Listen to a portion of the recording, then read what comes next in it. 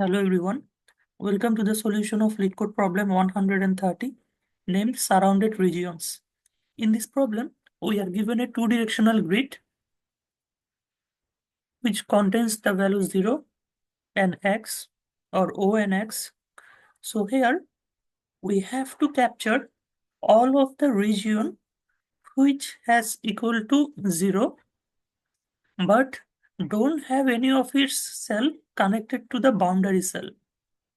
That means suppose let's consider this example. Here it is a 4 by 4 grid and it has 4 zeros, 0, 0 and 0. So here the connectivity is horizontal and vertical. That means a cell can be connected to its up, down, left or right cell. So here this region 0, 0 and 0, we have to capture this because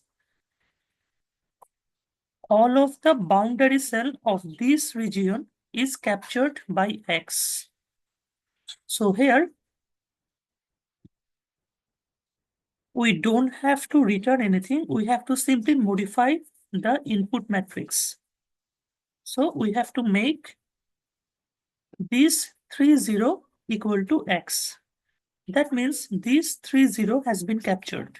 But we cannot capture this boundary 0 because it is connected to the boundary. So according to the problem statement, we cannot capture because though is 3 neighbor, which is right, left or up, is surrounded by X, but its down neighbors becomes out of bound. So as the 4 neighbors is not surrounded by X for this 0, so we cannot capture it. So this is the resultant matrix. We have to return it. I hope you understood the problem statement. Now let's move on to the algorithm. Now here, to understand the algorithm, we have taken the same example. Now, the question is, how can you solve this problem? When we are given basically a matrix or grid, the basic intuition is we can solve those kind of problem by using the DFS or BFS in a two-dimensional grid method. So here we will use the DFS. So how basically the DFS work? The algorithm is pretty simple. For each of the boundary cell, we have to call the DFS, and if the current cell is equal to 0, that means we have any of the cell in the boundary which is equal to 0 or O, we have to make it visited. Suppose let's make this 0 equal to E. E is just an any number character. You can make it anything else. Now, if we make this visited cell equal to E, that means all of the cell in this grid must be equal to X. This value basically E means this cell cannot be captured. So the rest of the value into this grid can be easily captured. So we have to make this 0 equal to X, this 0 equal to X, this 0 equal to X. And after that, as we have completed the iteration, we have made all of the value equal to X. So we will reset the value of the E and E will become 0. Now, this resultant grid is exactly equal to the output grid. And here, the algorithm is pretty simple. As all of the cells are connected in 4 directions,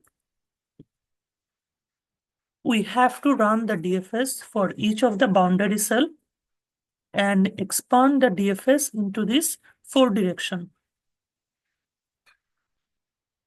That means for this 0, we can go either up, right, left, or down.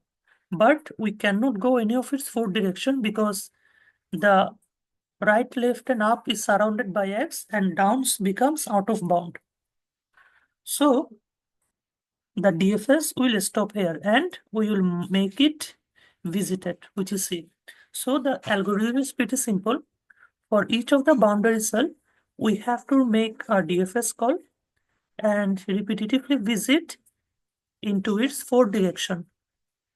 After that, we have completed the DFS call. The visited node will become equal to E. That means this E basically represents that this cell cannot be surrounded by the X. So we have to make the rest of the cell in this grid equal to X. After that, we have to reset the value of E into our cell and we have to simply return this grid. And overall time complexity of this algorithm is big O of n into m, where n is the number of row and m is the number of column of this grid. I hope you understand the algorithm. Now let's move on to the code. In this problem, the code is pretty simple. At first, we are given a function named solve, which has a grid as a parameter. Now we are calculating the dimension. And for this loop, we are recursively calling the DFS into its first and last column cell. And for this loop, we are recursively call the DFS into its first and last row cell.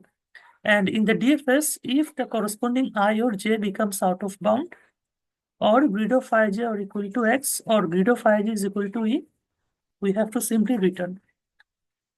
After that, we have to make the grid of ij is visited, which is equal to e, and recursively call the DFS function into its fourth direction, which is ij plus 1, ij minus 1, I plus 1j, I minus 1j with the same grid.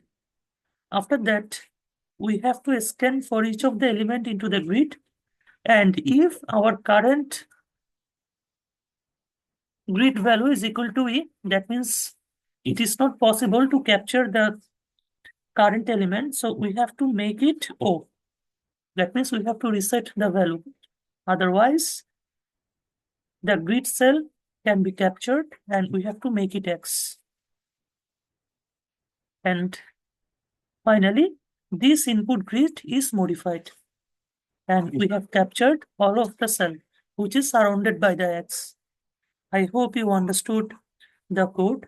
Thank you everyone for watching the video. We will get back soon with another LeetCode solution.